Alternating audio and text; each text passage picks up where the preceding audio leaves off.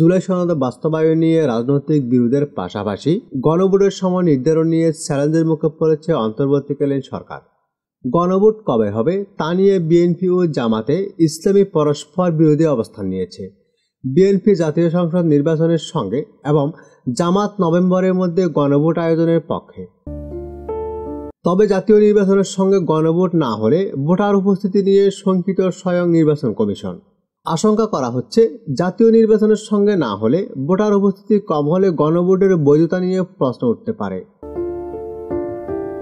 সরকারি হিসাব যাই থাকুক, অতীতে 3টি গণভোটে প্রকৃতপক্ষে ভোটারের উপস্থিতি ছিল না। এই বিষয়টি বিবেচনা নিয়ে গণভোটের সময় নিয়ে ভাবছে সরকার।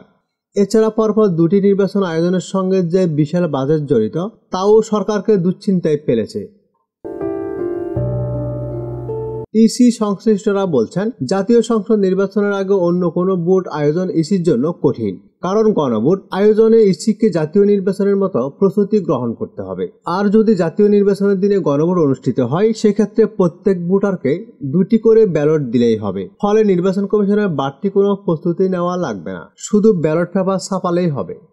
এছাড়া ভোট কেন্দ্রগুলোই অতিরিক্ত কিছু কক্ষ বৃদ্ধি করলেই হয়ে যাবে। একদিনে 2টি ভোট সম্পন্ন করা গেলে সরকারের বাঁচবে কমপক্ষে 3000 কোটি টাকা। কেননা একসঙ্গে প্রায় 43,000 ভোট কেন্দ্রে নির্বাচন আয়োজনের জন্য সরকারের খরচ হয় প্রায় 3000 কোটি টাকার মতো। এদিকে একদিনে আসন্ন জাতীয় সংসদ নির্বাচন এবং জুলাই সনদ বাস্তবায়ন সংক্রান্ত গণভোট আয়োজনে প্রস্তুত আছে নির্বাচন কমিশন। একদিনে 2টি ভোট আয়োজন করলে কমিশনের অর্থ এবং শ্রম বাঁচবে বলে মনে করছে ইসি সংশ্লিষ্টরা। এ বিষয়ে জানতে চাইলে নির্বাচন কমিশনার আব্দুর রহমানের মাসউদ বলেছেন, বাড়তি অর্থ অপচয় না করে একদিনে জাতীয় নির্বাচন ও গণভোট আয়োজন করা সমীচীন। একসঙ্গে 2 ভোট আয়োজন করতে সক্ষম নির্বাচন কমিশন এবং তা সম্ভব।